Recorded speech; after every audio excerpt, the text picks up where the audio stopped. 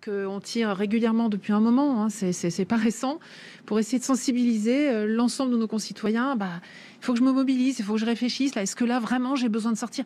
Pourtant, le mot confinement, il est sans ambiguïté. Hein. Oui. Il est très clair. Mais les règles sont ambiguës, en revanche. Oui, enfin, il y a tellement de gens qui sont autorisés à sortir qu'au fond... Franchement, on vous dit, et il y a beaucoup de Français qui l'ont compris, on le voit dans les sondages, ça va pas bien, il faut faire attention. Demain, vous n'êtes pas sûr d'être soigné correctement, vous, vos proches, vos grands-parents, vos enfants. Confinez-vous, c'est je réfléchis, est-ce que j'ai vraiment besoin de sortir ? À part manger, me soigner et travailler pour ce pouvoir. Ça, c'est la théorie. Mais il faut la mettre en pratique. Oui, mais on voit bien que ça ne marche pas. Ah bah oui, mais... On le voit. Si vous sortez dans la rue, vous voyez... Hier soir, j'étais dans Paris, il y a du monde sur partout. le coup de 18h, il y avait effectivement pas mal de monde. Qu'est-ce qu'on fait ? Est-ce qu'il faut... Nous, on aimerait bien appeler à la responsabilité de chacun. Alors d'abord, il y a des différences entre... certaines provinces et certaines zones, c'est certain. Ça marche pas, est-ce qu'il faut être plus dur ? S'il faut y aller, on ira. On le voit avec les lycées, hein, ce que le ministre Blanquer vient de faire en proposant des demi-groupes.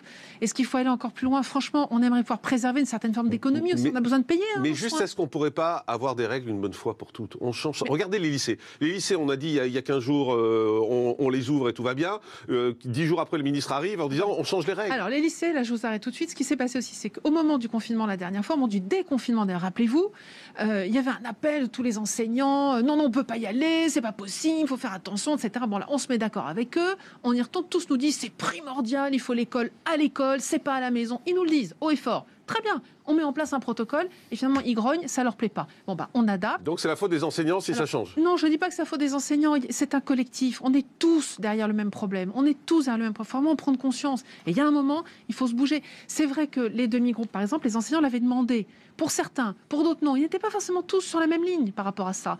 Donc le ministre avait dit... Pourquoi pas ? Il a laissé de la marge de manœuvre. Emparez-vous des protocoles, emparez-vous de ce que vous pouvez faire. C'est une question de locaux. Hein. Quand un établissement ne vous permet pas de faire des demi-groupes, on fait comment ? Les murs, c'est les murs. On ne les bouge pas. Donc, il y a des difficultés. Mais vous ne croyez pas qu'à un moment donné, il faudra arrêter de changer les règles sans arrêt ? Mais on ne change pas les règles, on s'adapte. On s'adapte, on essaie oui, mais sans arrêt.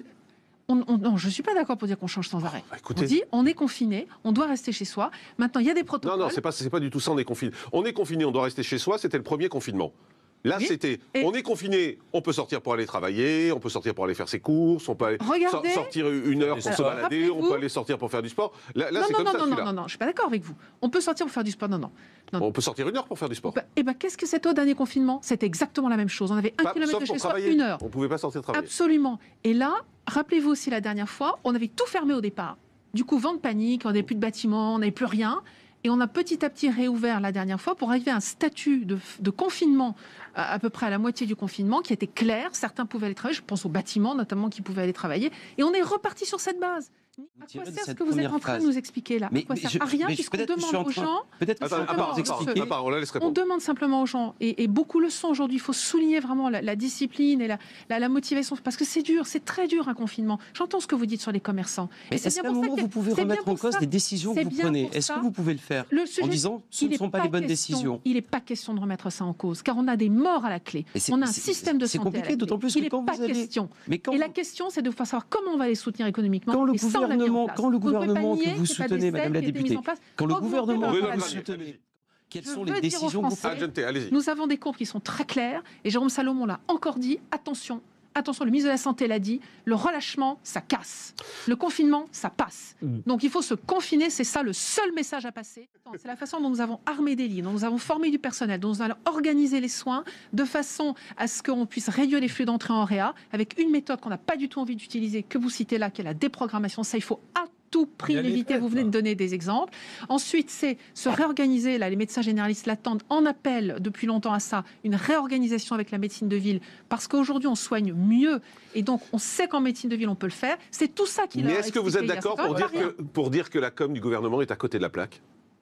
Vous savez, tout est perfectible. Pour le moment, il faut avancer. Oui, on peut se passer son temps à critiquer, c'est pas constructif. Non, mais moi, je veux regarder devant. C'est critiquer, ça permet d'améliorer aussi, parce que dire tout va bien, ça. Je vais vous donner un exemple. Moi, il y a un point sur lequel on voit en ce moment un spot qui passe beaucoup. On commence à avoir d'autres spots. J'aurais aimé, je le dis franchement, sans langue de bois, j'aurais aimé qu'il y ait des spots, comme on voit dans certains pays étrangers, un spot sur comment je porte un masque, un spot sur comment je mets du gel hydroalcoolique, quelle quantité, etc. Tout ça, c'est des choses très simples. Très simple, quand on voit les difficultés que certains ont eu à s'approprier ces gestes barrières, le mètre de distance, le bras, on voit bien dans la rue le nombre de gens qui ne l'utilisent pas. Donc on voit bien qu'il y a des messages très simples qu'on pourrait très largement répéter. Moi, puisque vous êtes analyste politique, il ne vous aura pas échappé. Je pense que c'est votre métier de savoir que quand on prend une décision en politique, le plus important, c'est d'apprécier son acceptabilité.